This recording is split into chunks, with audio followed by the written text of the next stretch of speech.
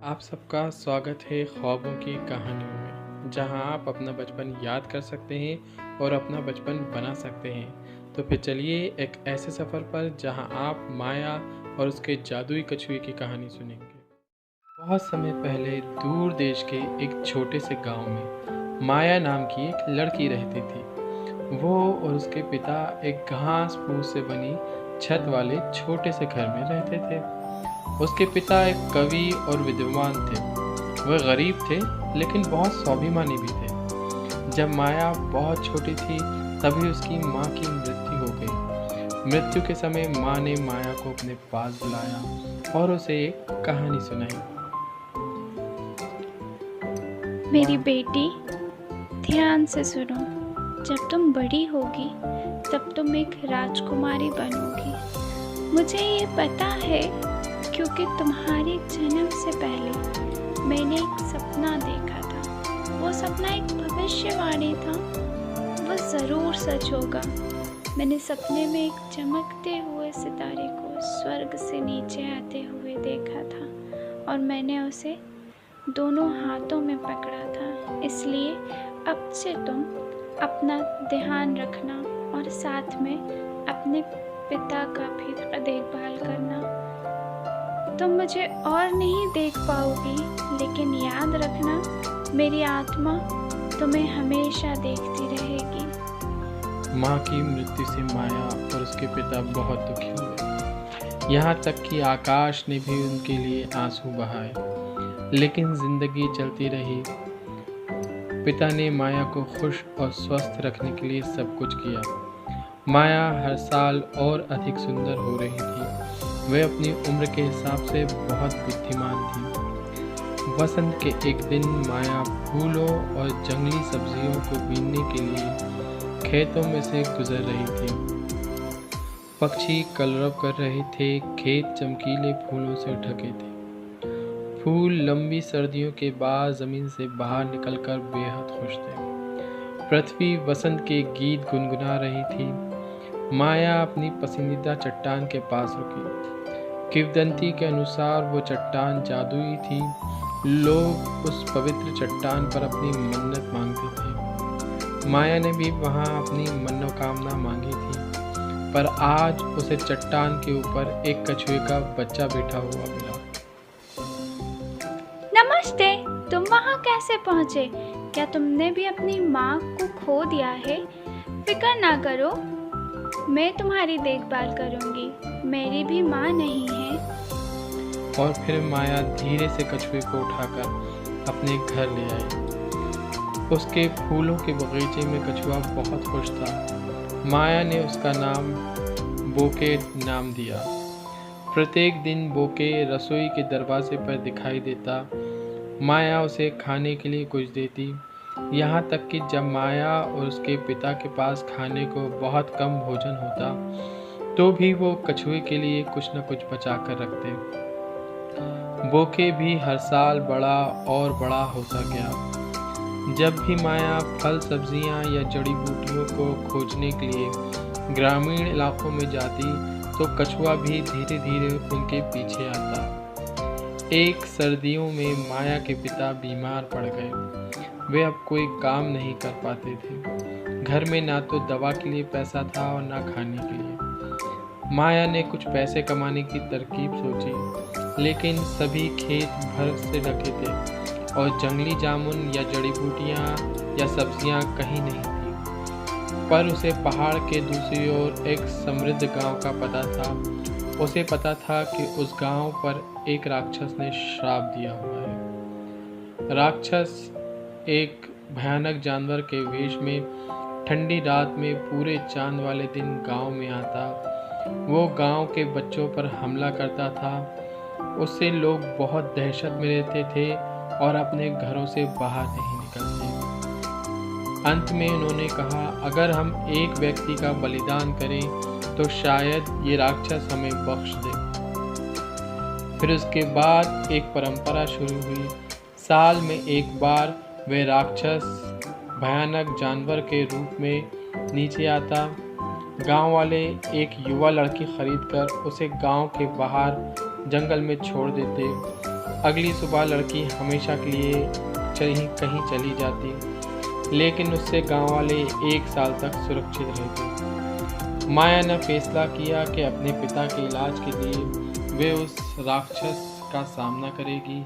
गांव वाले बलिदान होने के लिए तैयार होने वाली किसी भी बहादुर युवती के लिए बहुत सा पैसा देते थे। एक दिन शाम होने के बाद माया चुपचाप से दूसरे गांव के पहाड़ पर चढ़ गई। आसमान में भारी बादल छाए थे। ग्रामीणों ने उसका स्वागत किया और उसका आभार माना कि वे उस भयानक राक्षसी से मिलने को तैयार थी। धन्यवाद उन्होंने कहा और फिर उन्होंने एक चुंगजा पेड़ के नीचे मैदान में एक समारोह आयोजित किया। चुंगजा वृक्ष धार्मिक समारोह के आयोजन के लिए एक विशेष सभा स्थल था जो गांव के प्रवेश द्वार की रक्षा करता था। समारोह में गांव के बुजुर्गों ने माया की आत्मा को आशीर्वाद दिया और अपने गांव की सुरक्षा की प्रार्थना की। फिर उन्होंने उसे खूब पैसे दिए। माया ने उन पैसों से अपने पिता के लिए दवाइयाँ और 1 साल के लिए पर्याप्त भोजन और कपड़े खरीदे। उसने पिता की बहुत अच्छी देखभाल की, जिससे उनका स्वास्थ्य जल्दी ठीक हो गया। जल्दी भी ठीक हो गए और उनमें खुद की देखभाल करने की ताकत आ गई। अंत में वो भयानक रात आई। जनवरी में पूर्णिमा की रात माया ने अपने पिता को पसंदीदा भोजन तैयार किया और आखिरी बार उनकी सेवा करी। वो जानती थी कि वो उन्हें फिर कभी नहीं देख पाएगी। फिर पिताजी को चूमने के बाद वे अपने छोटे से घर से बाहर निकली। बोके ने भी धीरे धीरे उसका पीछा किया। फिर माया उसके पास गई और उससे बोली, प्रिय, मेरी बात मानो। मैं तुमसे बहुत प्यार करती हूँ, लेकिन तुम्हें घर पर ही रहना चाहिए और मेरे पिता की देखभाल करनी चाहिए, क्योंकि मैं वापस नहीं लौट सकूंगी। फिर वो पहाड़ी की ओर तेजी से दौड़ी ताकि बोके उसका पीछा नहीं कर सके। उस रात एक जानलेवा सन्नाटा था। इतनी चुप्पी थी कि धरती और आसमान की सांस लेने से भी डर रहे थे। ठंडी चमकीली चांदनी ने पहाड़ का रास्ता रोशन किया और पत्तों के पेड़ों के नीचे अंधेरा छाया था। माया को लंबे काले राक्षस लग रहे थे कि उसे पकड़ने के लिए ही आ रहे हैं। वे डर और ठंड से कांप रही थी। जब माया श्रापित स्थान पर पहुंची तो वो घुटनों के बल बैठ गई। फिर उसने खुद को अपने कंबल में लपेटा और फिर अपने भाग्य की प्रतीक्षा करने लगी।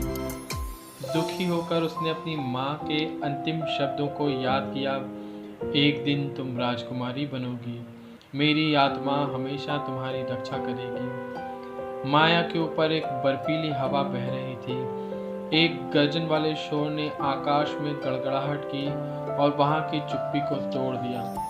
अंधेरे के माध्यम से कोई माया के और करीब आया। भय से माया का गला घुटने लगा। उसके पीछे पीछे धीमी गति से चलते हुए उसका कछुआ भी आ रहा था। उसने माया की आज्ञा की अनदेखी की। वह पहले की तुलना में बड़ा हो गया था। जैसे ही विशाल काय राक्षसी एक भयानक दानव के रूप में अपना पुरस्कार लेने के लिए अंधेरे से प्रकट हुई, कछुए ने अपना सिर उठाया और उस पर एक जहरीली सांस छोड़ी।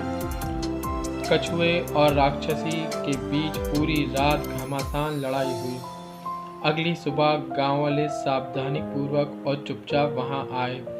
रात में हल्की बर्फ गिरी थी। विशाल राक्षसी इल्ली और बड़े से कछुए एक दूसरे के बगल में ही पड़े थे। फिर लोग उत्सुकता में माया को खोजने लगे। राक्षसी मर चुकी थी। गांव वाले खुशी से चिल्लाए, कछुए ने माया की जान बचाई, अब हमारा गांव हमेशा के लिए सुरक्षित रहेगा।